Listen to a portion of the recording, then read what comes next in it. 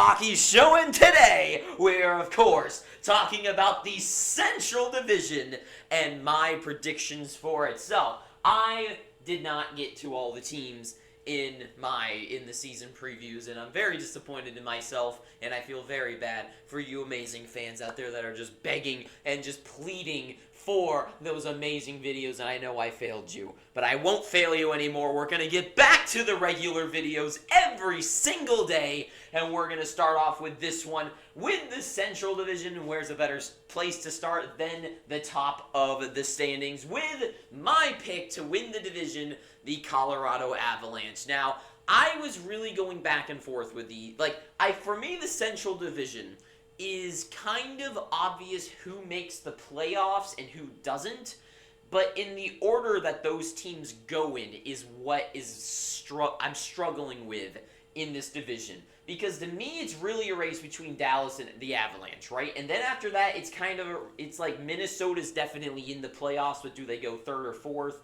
And then after that is where it's like, let's see what happens. And then the bottom of the standings, we kind of know who's already going to be there. But for the top, I've picked the Avs. After finishing first last season with 51 wins, 24 losses, and 7 overtime losses, or shootout, whatever, with 109 points, I think they're going to end up in the same place as they did last season. They add so many freaking good players to this lineup that I just feel like if they won it with the team that they had last season, they have to run it back again this season, right? I mean, they didn't really have any major losses.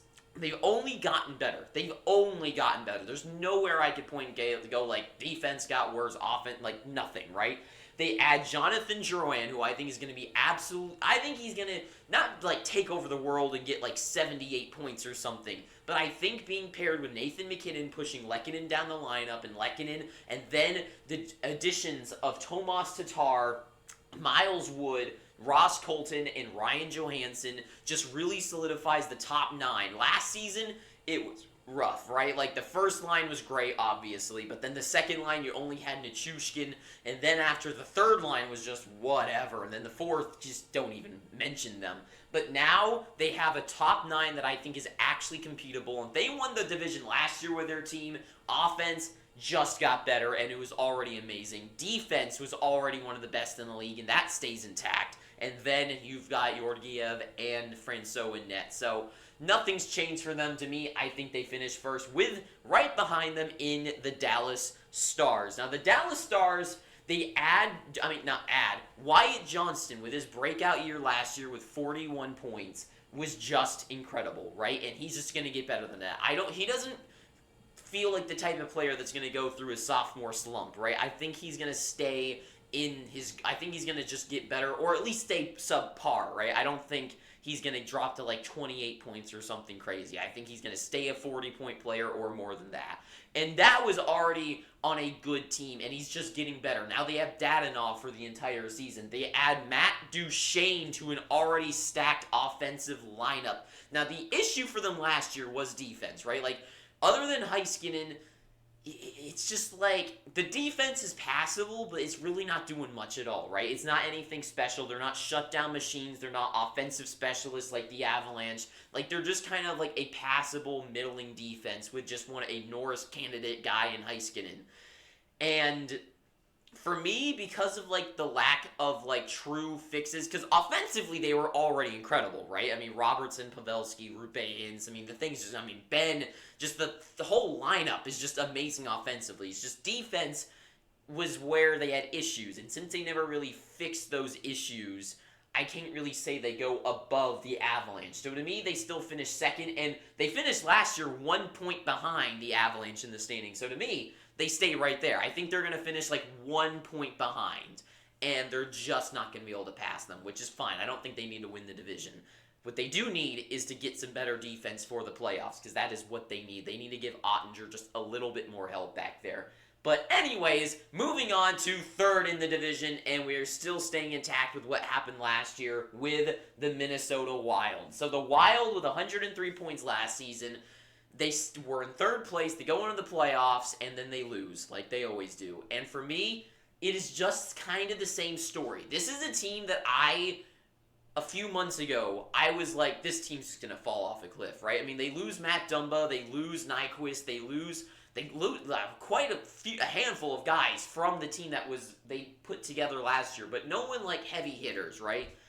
And to me, I feel like this is the last year that Minnesota kind of is like a complete playoff team. I feel like this is a year that they're going to make it in, and depending on the success they get out of it and what they do next offseason depends if they go way down the lineup or they stay in this top 3 mix.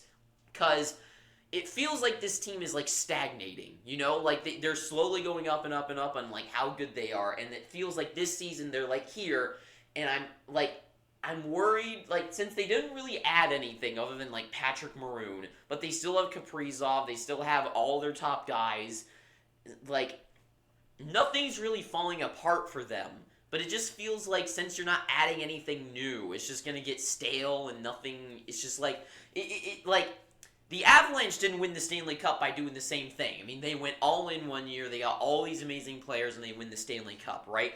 The Minnesota Wild, they can't get over the hill of the first round, and they don't do anything to change the team, you know? It's like the Maple Leafs. They're just trying the same thing over and over again. It has never worked, and it doesn't feel like it's ever going to work. So to me, the Wild, regular season, they're fine.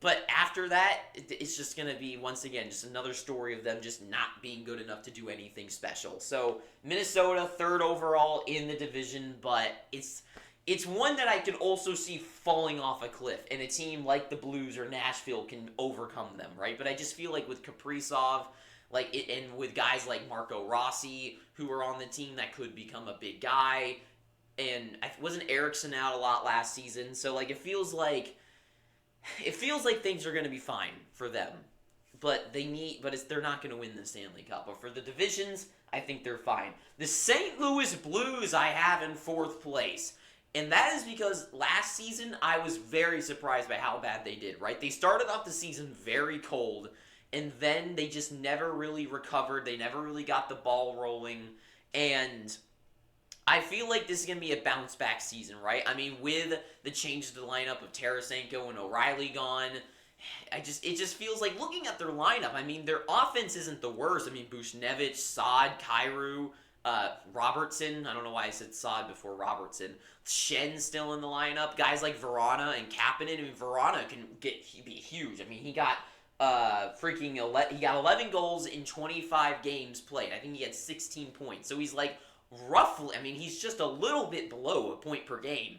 And, well, not a little bit, but he's producing in the games he's playing. And, like, their offense seems fine. Defensively, the names are I know there's always been, like, a thing against the Blues defense for a little while now. But to me, it's like the defense isn't the worst in the league. And goaltending-wise, with guys like Binnington and I think they have another good, like, young guy in the backup. Wasn't it, like Neighbors or something like that, right? I think they've got someone in net that can just get them through games. And to me, I feel like this is a year where Winnipeg is going to start falling off because of the departures they're going to have and are soon going to have. Nashville just kind of in a weird, awkward phase that they're in right now. And the other teams, I feel like the Blues are just going to naturally, with like 37, 38, and 7, I think they get a little bit better than that, and they get to like maybe 40, like 3 wins. I think they could get to that and just naturally be in the playoff picture, but maybe they're the wild card that doesn't make it. I feel like the Pacific's going to be very strong this year. Nashville is after them. Also, they add Kevin Hayes, which is also solid to their already decent offense. So, yeah. Nashville, I think, comes in 5th place, missing the playoffs once again, because this is still a team where offensively, like, they're not the worst. They still have some nice spots in, like, Forsberg, but losing Duchesne, moving out Ryan Johansson are departures that are going to hurt them. Defensively, I mean, Yossi, McDonough, I mean, they still are pretty good back there, right? And in net, UC Saros is one of the best goaltenders in the entire world. So, for most part, it's like they have solid building blocks. But the real question mark is it comes to the guys that they've added and could break out. Like Ryan O'Reilly, 30 points in 53 games played. he's somewhat producing while also being one of the better defensive players in the game. Nyquist was like just a heartbeat player when it came to Minnesota last season, especially in the playoffs. So if he's given a little bit of a pedestal, I could see Nyquist being a solid player.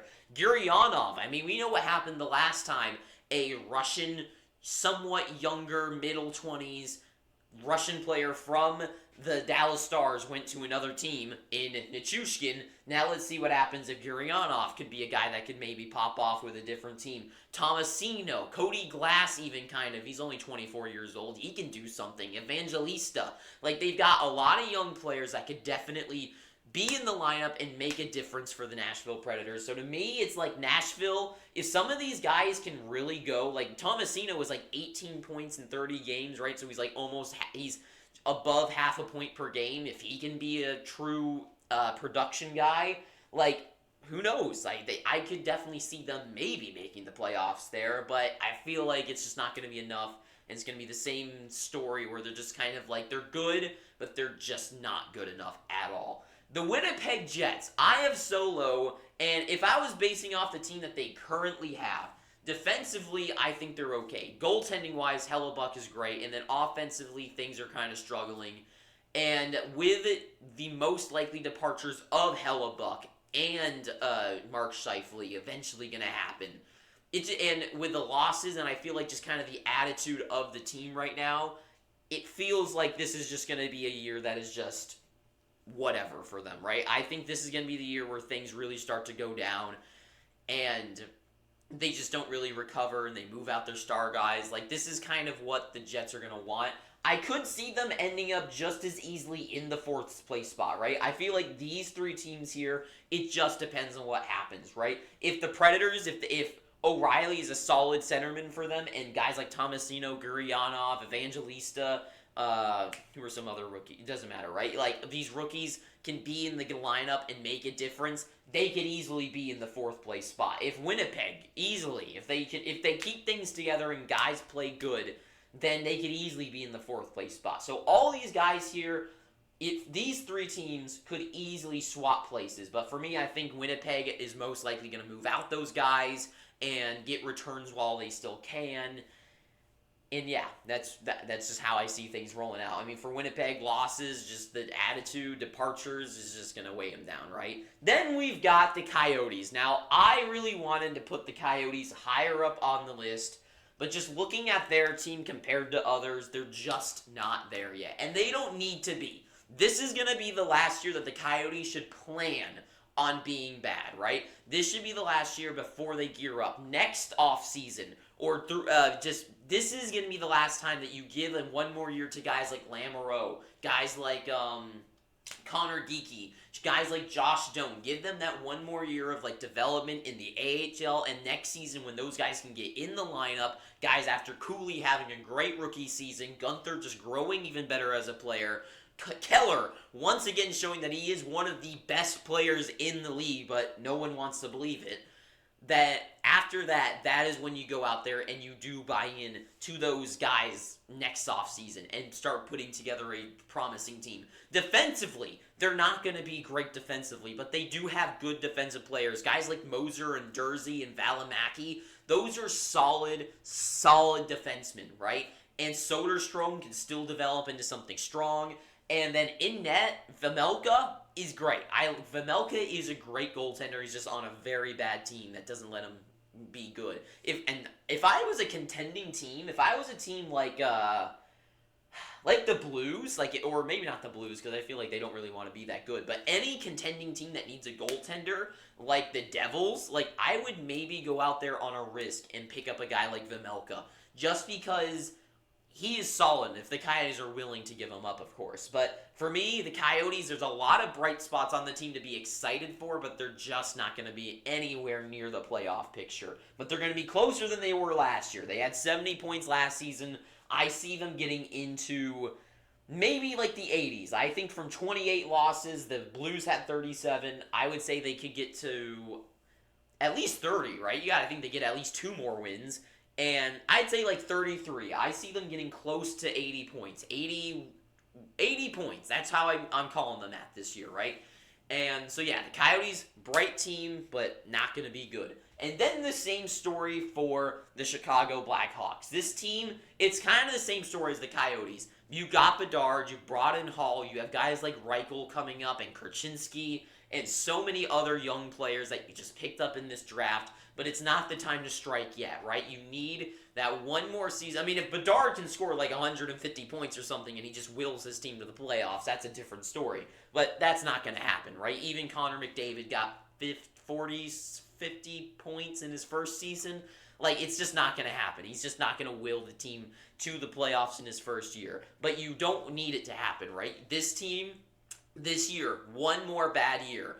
Get one more solid draft pick. Get the 5th overall pick, 3rd overall, something like that. And then next season you start buying in and you let those guys develop a little bit more. Bedard establishes himself as a NHL player, and you build from there, and that's it. So for me, this is so Colorado gets in, Dallas, Minnesota, they're all in the playoffs, and to me, I wouldn't be surprised if there are no wild card teams from this division. Because just looking at the Pacific Division, you have Seattle or LA being pushed out to the outside into the wild card spot, and they're getting in.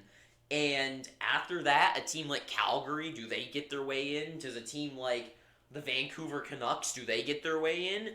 I don't see like the Blues or Nashville really being better than those teams. So yeah, so for me, this is I think these 3 make it in, and I don't think they get any wild card teams. I think all these teams are going to be once again, like middle of the pack, not doing a whole lot, and they get pushed outside by the Pacific Division. But that is all I gotta say, so thank you for watching this. I'm begging you, please pick up your free subscription, and until next time, I hope you've enjoyed. Have an amazing day. Too sweet.